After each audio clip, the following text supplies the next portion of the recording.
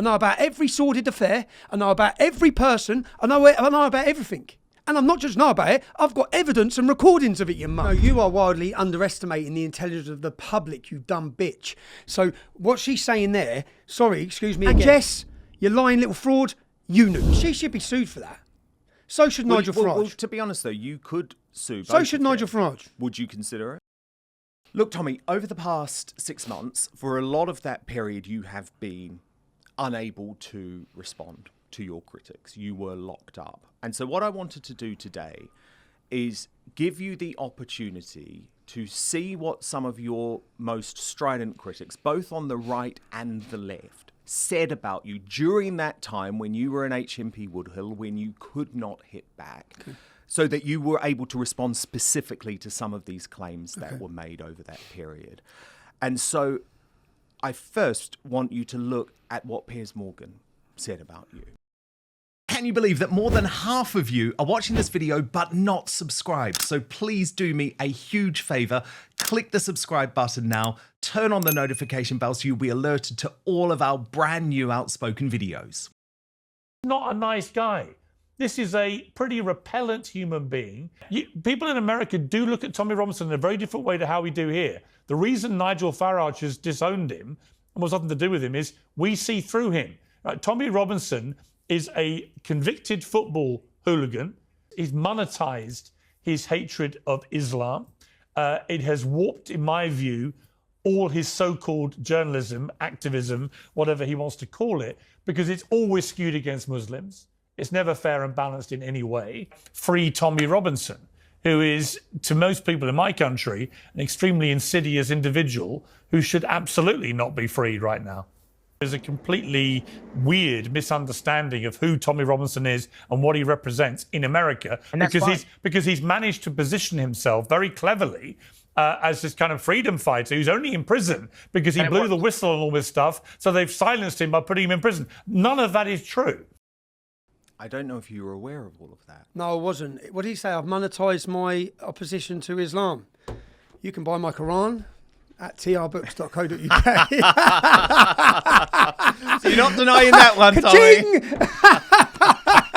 Oh, mate. No, watching that, it's like when he says, I'm hated, come for a walk down the street with me, Piers. See who's hated. In fact, if I ever go on his show, I'm going to challenge him to that. I'll tell you what, Piers, me and you go for a walk. We'll go for a walk through a few major cities. We'll see what reception you get and what reception I get. We'll see who's hated and who's loved. So it's like to the establishment, to the people within the M25 in the champagne bars that Piers Morgan goes to, maybe that is the mood and feeling. But to the betrayed, forgotten, neglected British population, I'm one of them. Yeah. When they see the attack on me, they know it's an attack on them. When they see the censorship of me, they know it's to censor them. When they put me in prison, they know it's to send a message to them. So unfortunately, yeah, do you know what? Because Tim Pool really put him in his place after that and all, didn't he? But it was interesting, though. I don't know if you were aware that it was actually a real campaign, and it was a campaign designed to change American opinion. Well, no, that's what Nigel was doing. No, so I was worried. So 1st of January comes, ring home, and this was the moment that prison was worth it. I remember sat my kids down beforehand, said, I'm going to release this film. I have to. And if it can get seen by 10 million people, kids, yeah, it changes Bailey's life because everyone's going to watch it. And my kids love Bailey. Bailey lived with us for 4 years, 4 years, yeah. He was with us for Christmas dinner. The kids, he become like a brother to my kids. So I said, it's going to change Bailey's life. It's going to give him a fresh start in his life. Not just that, it's going to be an opportunity for so many people to understand the corruption and the weaponisation and they're being lied to. So, and I had this goal of 10 million views. And then it was the first week in January and I've rung home my son and he's like, Dad! I'm like, what? He said, Elon Musk shared the film, man. I'm like, and I swear to God, I'm like, yes! Yeah. I'm in the cell and I'm jumping around the cell. I'm like, fucking yes. And I'm jumping up because I knew at that moment. And then he said, he shared the Rape of Britain, Nicole story. I still speak to Nicole. Nicole is one of the bravest young girls I've ever met, yeah? She was the first person to put her face on those documentaries to challenge those gangs in Telford, yeah? Against everything. She had a real backlash from it. She suffered a lot from it. So when I knew that her story had now reached the world on 45 million views or something. I was like, yes! And I'm going through all this with my son, and I swear, in that 7 days, I bet I felt freer. I was on solitary confinement. I bet I felt freer than Keir Starmer. Yes, and it was a game-changing week because I was in New Zealand, right? So I'd just gone back to New Zealand to be with my family for Christmas and New Year, so just after I'd seen you, actually. And it was amazing. Yeah. Even seen in New Zealand, it was a true international story, and that's what was so exciting about it. And do you know who shifted this a lot? Which was, and I understand this from the emails and letters I received in jail. It was Jordan Peterson sitting down. Yes. Jordan Peterson sitting down and having a discussion with me. So respected internationally. And Gadsad and many of these people gave me the time. Jordan gave me the time. That Jordan interview was massive. Yeah, it was a massive moment. 4 million views. It was a massive shifting moment from understanding, and I understand this. I'm very grateful to Jordan. I'm very grateful to his wife, Tammy. I'm very grateful for the opportunity to tell my story without the distorted image that's given by the British media. And that doesn't mean, of course, Jordan's going to agree with me on every single thing or not think I've done things in the past that are wrong. But at that moment in our country, in our time, it was needed. And that issue and the platform they gave to discuss the rape of Britain. And when I saw Piers Morgan, when my son said, Dad, Elon Musk has just tweeted and he's used the phrase rape of Britain. So I'm just thinking, mate, you have to understand, you've been there. You know when you're censored. So the best, most important work I've ever done in my life, the sitting down with these survivors and understanding them and getting to know them for 18 months and seeing the pain in their life and seeing them driven to attempts on suicide, even during the documentary, one of them tries to kill herself, seeing all of this and then releasing these films on Rumble that aren't getting the traction or seen. It's painful. It's painful and it's disheartening and it's not right. So then that week it's like, yes. And all that's blowing up. And then to see Piers Morgan getting schooled, like Tim Pool, when he's hammering me and said, okay, he's not perfect, he's wrong. But he's the only one I remember talking about. Yeah. He's the only one I saw that brought it to the world's attention. He's the only one. Yeah. And I listened to Piers then trying to do, well, no, it wasn't. It was Anne Cryer.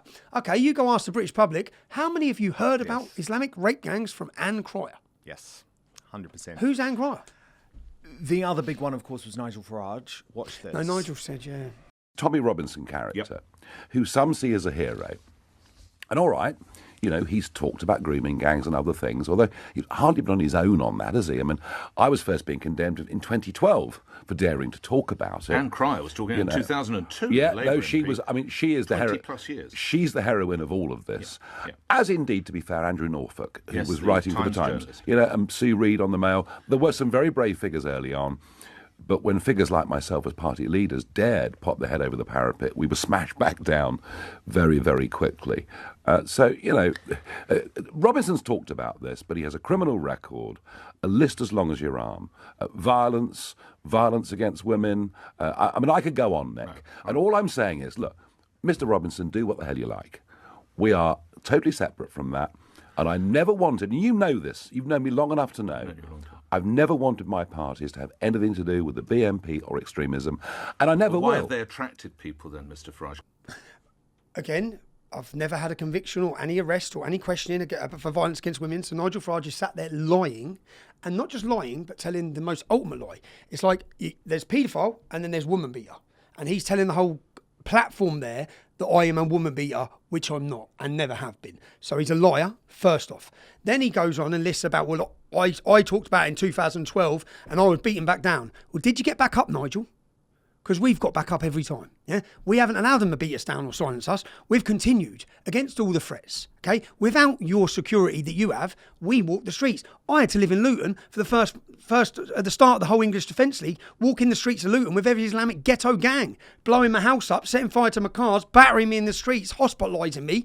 So, mate, unfortunately, Anne Cryer, I was in a debate show with Anne Cryer in 2013 on a documentary where she had no idea of the reasons. Do you know what Anne Cryer done? She went to the imams and begged them, please, can you do something about this? And they said no.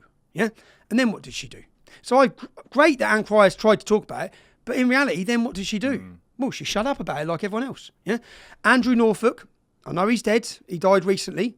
In his words, he knew it was happening for years. Along come the English Defence League. He wanted to then take it back Like he's got some moral high ground as well. He wanted to take it back from the far right, concerned Englishmen and fathers. He wanted to take it back. So then he reported on it. So without the English Defence League, Andrew Norfolk wouldn't have touched it. Without the English Defence League, no one would have touched it. None of the people. And as again, Nigel Farage, who now likes to get angry about it, he didn't talk about it. It's like, mate, you knew about it. You didn't talk about it. Do you know when he talks there about far right? So when UKIP had their MEP group, this is why I know Nigel's a wanker, yeah? When they had their MEP group, if you look at the populist parties in Europe who are now gaining power, who are the future of Europe, Alternative for Deutschland, Swedish Democrats, Vlaams Belang in Belgium, Freedom Party, Geert Wilders, all of those groups aligned together in a group of unity in the European Union. UKIP refused to ever meet with them. Now, what UKIP, Nigel looked down his nose upon them as far right, because they were telling the truth for the last 20 years about Islamic immigration and invasion. Yeah? They were telling it when you couldn't tell it. Well, and I mean, try saying that to Ayaan Hirsi Ali, Ali, who very, very nearly was killed for blowing the whistle. That's it. I mean, she was one of them. She was one of them, but Nigel refused to align with them because he always saw himself as better. Like now he sat there and he said, "Tommy, you go do your thing. Well, I've been trying to do my thing, but you keep attacking me and lying about me. You keep and maybe it is. Do you know personally? So some people think we'll stop attacking Nigel Farage because it doesn't do us any benefit. It's pretty hard.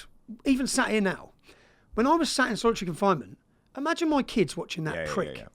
Imagine my children watching that lying scoundrel sit on national TV to a daytime audience, a massive audience on Nick Ferrari's show, and say that I've got a conviction for violence against women. At the same time as this, Nigel was crying on TV about Kemi Badenoch making a comment about his membership.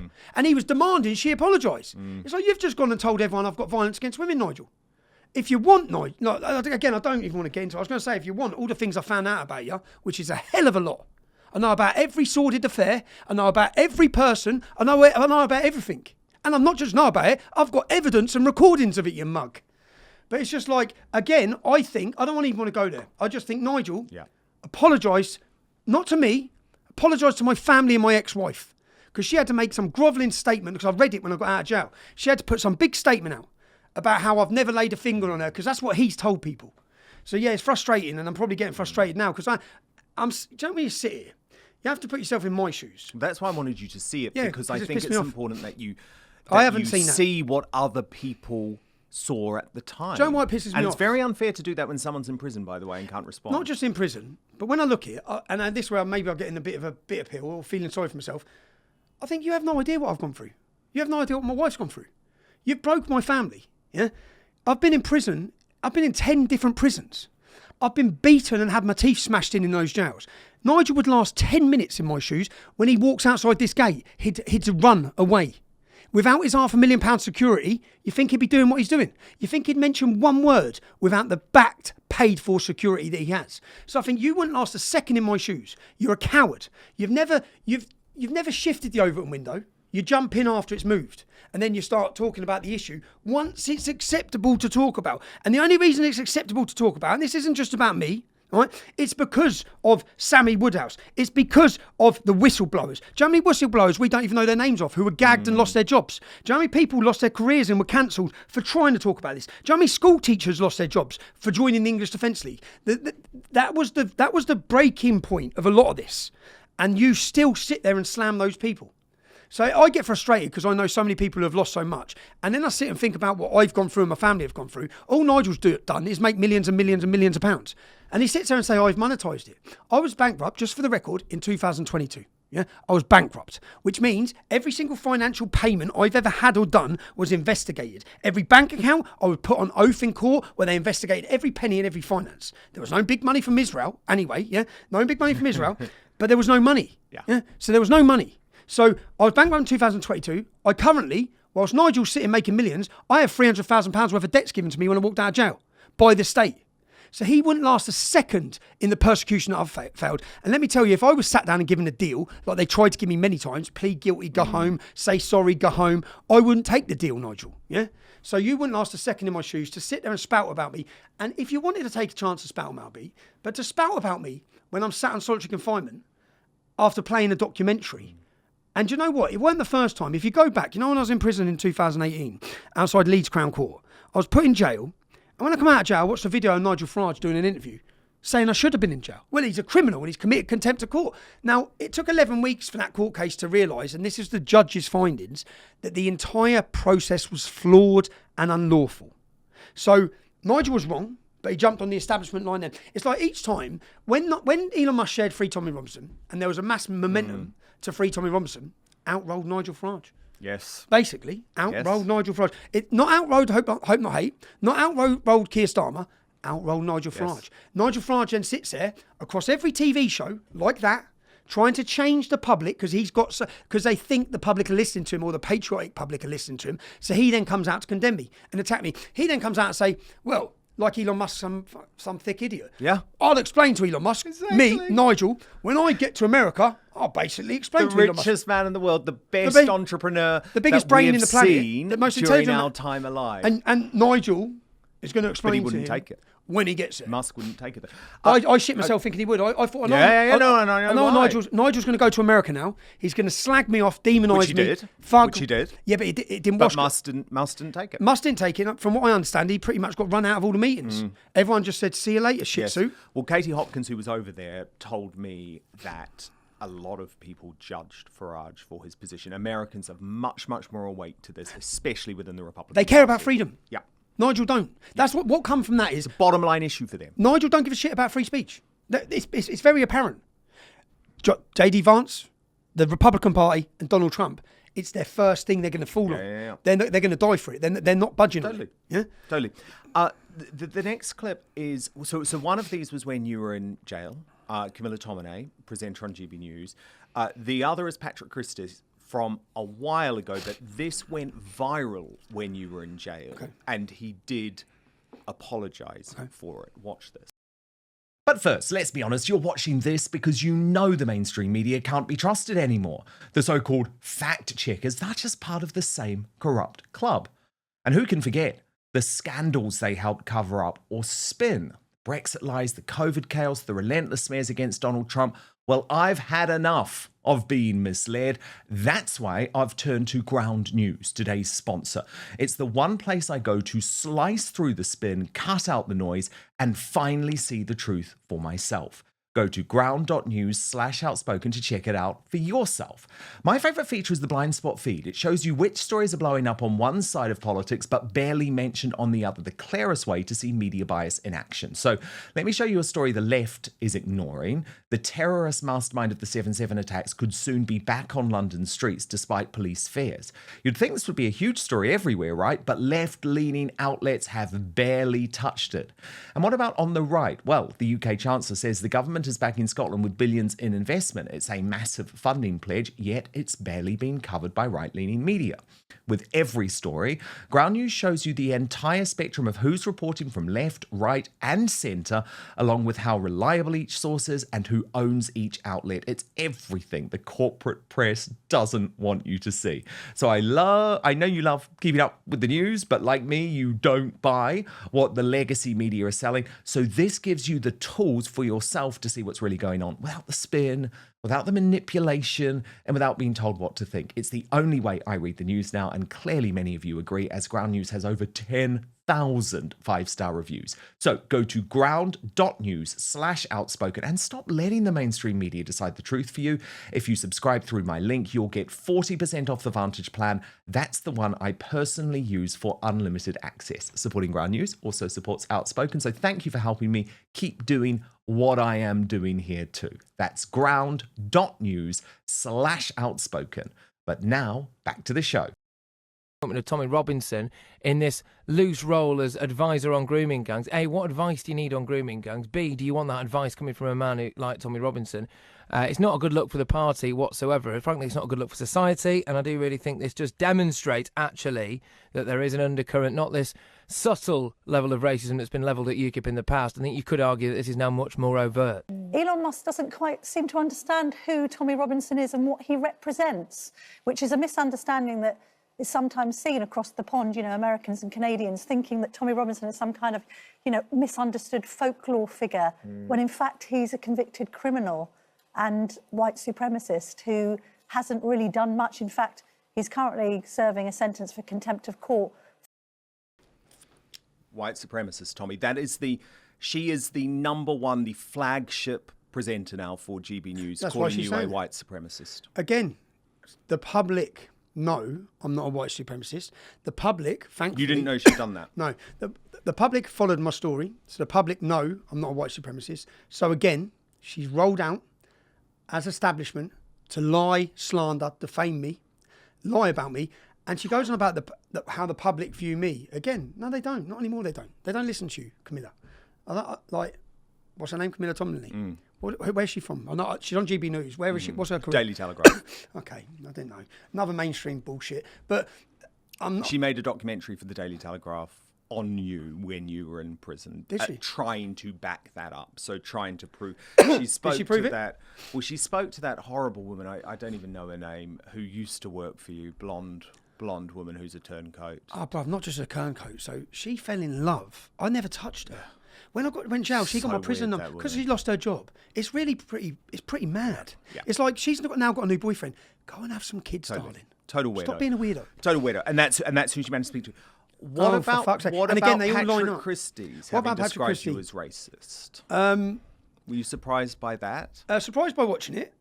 At the same time, Learned since then. At the same time, I don't blame a lot of people for their negative opinion they've had on me because they were spoon-fed it. And he was working for Farage at the time, remember, too. Okay, so I like Patrick Christie. I watch him. Is it his missus? Is that his missus? Yes. I like them both. I think they're both great. So I don't know. Has he said anything since that? Yes. He said he's learnt since then. Okay, so do you know what? But that went viral when I was in jail. Okay, so he looks young there, doesn't he? Yes. Yeah, he looks young.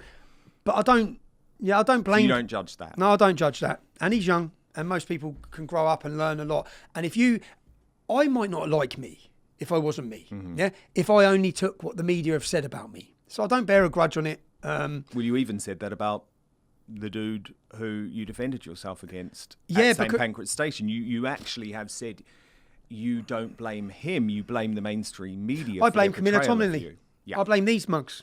I blame Nigel Farage. Because at the minute, say that gentleman at the train station has watched the TV, he thinks I beat up women and I'm a white supremacist. So maybe Patrick Christie used to buy this shit. So they're building an opinion based on me, which is what the media do and the establishment do. They create this bogeyman, and then I walk down the street. They don't have to end me because someone else is going to end me. It happened with the Dutch politician when he was stabbed up, and that person who stabbed him up literally thought he was stabbing up Satan just because the bloke spoke about Islam. Can go. Final one I want to show you. She should be sued for that. So should Nigel Farage. Well, to be honest, though, you could sue. So should Nigel Farage. Would you consider it? Or do you feel that's a waste of energy? It's a waste of my energy and my time. Like, what I started to do. But she could be, because you can categorically Julie prove Hartley you're not Brewer, a white supremacist, and you can categorically prove I've never got a conviction on violence against women. So I could categorically prove it. I'd probably rather stick a camera in their face. It's more fun. Yeah, well, it's more fun seeing that they ain't got an answer to it. Yeah, because you're lying. Camilla, you're lying. Right? Probably the one that you will be the least surprised by, though, is this one I'm about to show you, Jess Phillips, while you were in jail. Oh, what's she have to People say? like Tommy Robinson go out and talk about these cases. Yeah. They make it less likely people will be convicted. Yeah. Justice is complicated. Keeping people safe isn't just saying the hardest thing.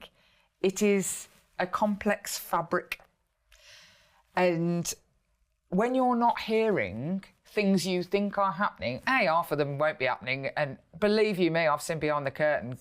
Cock up is much more likely than conspiracy. The idea that we could fake the moon landing, we can't get a drop curve put in. Honestly, I absolutely love any conspiracy theory. I'm like that. Really, these guys? Yeah. Have you met them? And you believe they'd be able to lie about it? I am just like, this is. You have wildly overestimated the ability of these people. No, you are wildly underestimating the intelligence of the public, you dumb bitch. So what she's saying there, sorry, excuse me again. Well, she's saying that there's no conspiracy and it's probably more likely... But also that what you're doing makes it harder to convict. No, again, this was what they spoon-fed after the first court case when I was in 2018, that I risked jeopardising the trial. Either I did jeopardise the trial or I didn't. Yeah, either my reporting influenced the trial or it didn't, and the judges all found it didn't. So that means my reporting was 100% legitimate and didn't bring about any problem to the trial. So it didn't risk the trial, and they went with that and they tried to attack me with that. Again, rolling out Nigel Farage, trying to say I risked the court case when I didn't. The judges said after my full video, we watched the entirety of his video, and nothing he said in that video could have prejudiced this trial. So I done nothing wrong. Yeah, so I haven't risked it. But what she says there, which has just angered me and infuriated me, is she's trying to act like it's probably more a cock-up, like these people can do some big conspiracy. There was a massive conspiracy from one end of this country to the other, and in one council it might have been a mistake and it might have been isolated, but Rotherham, Telford, Oldham, Bradford, Newcastle, Oxford, the 55 cities. And in these 55 cities, what we've found from each investigation, the police knew, the council knew, religious leaders knew, the Muslim community knew, everyone knew. And Jess, you lying little fraud, you knew. We've seen you begging. The reason why she is shitting herself, because she is a rape apologist and she's an Islam apologist, the reason why is because she only won her seat by, 600 votes? Now, if you look at Jess Phillips, look at our investigation in Telford. Our investigation in Telford showed in the grooming gang scandal there, we've done 18 months we spent in that city. We've done a 5-part series. It was a 1.7% Muslim population of Telford. That's it. That means there's 3,500 Muslims, say, yeah? Get rid of the women, get rid of the under 16, get rid of the under 17s. The police investigation identified 1,000 rapists. Identified 1,000 victims. The investigation identified 200 rapists. 200 Muslim men were identified by the police in Telford as rapists. There's only 1,000 Muslim men in Telford. So that's 20% of the Muslim men in Telford are raping. So if you take the 20% of the Muslim men and then you take their wives, that's like 20% of the Islamic community who have directly been involved in raping. Yeah, Jess Phillips only gained her seat by 600 Muslim votes. If she lost 0.5% of the Muslim vote in that area, she's done. She's gone. So if she stood for an inquiry, bearing in mind we know 20% of the Muslims are raping, they're not voting for her. But do you want to know the most hilarious thing, Tommy? What she doesn't realise is she's done anyway. Yeah, she's gone. She's finished. And they're all finished. Have you ever seen someone... Cooper, Wes Streeting, they are all finished. Islamists are going to finish them, not reform. Have you ever seen anyone so thick in Parliament? Diane Abbott, I watch them and just think, you actually don't have any intelligence. Like, you're not actually got any intelligence. How have you even got here? Yeah. How have you even got here? I think that, though, when I look at virtually every senior Labour politician, because the whole backbench, none of them have ever worked, business owners, success. No. They are political animals, and it's really, really horrible. Tommy, final thing we do. So I don't know if you know, on my GB News show, I had Greatest Britain Union Jackass, where every day we would crown the best and the worst of Britain. And when I went independent, one of my sort of guarantees with GB News to free me from my station, I said, I'm taking my favourite features with me. So we do it on the show now, but the viewers choose each day. So they nominate 3 people to be the worst Britain in the world today, Union Jackass. And then on a Friday, we put the winners from Monday to Thursday head to head, and we crown the worst Britain in the world this week. So what I'm going to do is run you through our winners from Monday to Thursday and get you to choose your winner. I'll tell you the reasons why as well, and then I'll reveal who our viewers have chosen. So on Monday, it was Narinder Kaur, and I wanted to read out her response to you, actually, on this, because you posted a message, "We respect and love the Sikhs," with a Sikh woman who had sent you a direct message. Now, Narinder, I don't know if you saw this, but she reposted this and said, "I'm a Sikh woman. We do not stand by you or the hate you throw at our Muslim brothers and sisters. Your racist followers wouldn't know the difference if I drew a picture and would happily attack my son or husband in a second." Your response to Narinder? She doesn't believe a word she's saying. So it's a grift. It's a financial grift. It's a financial grift, which has worked for her very well. Yeah. But then I feel a bit sorry for her because she's put herself in that corner that she has to stick by it. She has to stick by it and keep digging it. And it's very sad to see, actually. It's sad to see, but it's also made her quite hated. And she doesn't believe it. She doesn't believe it. She's a mother. So I don't hold. No. She's trying to provoke a reaction. I'm not going to give her it. She was the Monday nominee. Find peace, darling. Tuesday nominee was a woman called Bushra Sheikh, who absolutely does believe what she says. Now, this is a Muslim woman who, after the death of James Whale, now James Whale was a close colleague and mentor to me. Talk TV, lad. Talk TV. It's quite funny. He had died of cancer. Yeah. And look, I didn't agree with James on everything, but my God, he was an amazing man. He mentored me. Within minutes, Tommy, minutes of him dying, she went on the biggest tirade because of his support for Israel, and it was revolting what she said about him. So she was the Tuesday nominee. Wednesday nominee, the Home Secretary, Yvette Cooper, for this ludicrous, have you seen it, 17 in, 1 out deal with France. Oh, and that's meant and we're meant to be happy. Yeah. It's like, solved it. Yeah. Solved it. Cheers, Yvette. Well done. So she's another one. And then Thursday was actually, because of you, Piers Morgan was nominated. And we've got some comments on this from our brilliant viewers. Tristan, EL6HS, said Piers' attitude to Tommy and total disregard to the real threat the UK faces with Islamists really makes my blood boil. You can have the crown this week, Piers. Maggie Lucas, 8685, said Piers chasing headlines instead of seeking the truth. Gary 31310 says definitely Megaphone Morgan, unless he is self-identifying as Irish this week. It's hard to keep up as he changes his nationality more than he changes his underwear. The same goes for his views on global politics. With him, everything is a movable feast, thus he has zero credibility as a journalist. But Nicola Allen said the other three have no influence, but Cooper is an MP and unfortunately has influence. So Tommy, out of those 4 nominees, who would be your worst Briton in the world this week? So you've got Narinder Kaur, Bushra Sheikh, Yvette Cooper, or Piers Morgan. I'll have to agree on that. I'll say Yvette Cooper. Because, look, I think Piers, I don't even know what he believes. I don't think he does. I think Piers believes whatever he thinks will ride the wave and get him popularity and cause a stir and get him views. So, pro-Israel, then he's against Israel, pro-Black Lives Matter against Black Lives Matter, pro-vaccine against vaccine. What the fuck does he even think? Yeah, exactly. Whereas Yvette Cooper is a true enemy of the state. Well, it's interesting, actually. And she sat YouTube down, didn't she, and grilled them and forced a private business to remove my channel. Yes, and said in the select committee, look, here's Tommy Robinson, he's showing up in the recommendations. I mean, it's nuts. Well, look, Yvette, I'm back. He's back, bitch. You'll be seeing my videos pretty soon. In fact, you'll be seeing about 1 million of us in London on the 13th of September. I'm sure she will be as far away as humanly possible. They'll all be watching. She'll be in her country house. You can bet Keir Starmer has a live monitor of what's going on that day. The results are in, and they do actually agree with you, Tommy, the Outspoken audience. We had tens of thousands of votes this week. Thank you so much. In 4th position, Piers Morgan with 14% of the vote. In 3rd position, Bushra Sheikh with 16% of the vote. The runner-up with 24% of the vote, Narinder Kaur. But the worst Briton in the world this week, Tommy agrees, the Home Secretary Yvette Cooper with 46% of the vote. Tommy, just remind everyone where they can get the books and the merch. Get the books at trbooks.co.uk. You can watch any of my documentaries, my investigative journalism at trfilms.co.uk, and you can get the UTK March for September 13th, which we've got hats, we've got loads of stuff. And I think UTK is going to become the British MAGA. It's going to become the British, 100%. It's going to spread, it's not stopping. It's going to get bigger. So you're going to do a lot of merch for this? Yeah, well, with merch, I just started getting these done, but we will do merch. But I just think the name, the branding, and the movement, it's going to become a cultural movement. Make America great again, uniting the kingdom. It's powerful. Yeah. And you get this at nationwear.co.uk. Nationwear.co.uk. Okay. But yeah. Amazing. Thanks, Dan. Thank you so much for being here today. Enjoyed it. So good that we finally got to sit down. Do come back soon. Will do, anytime.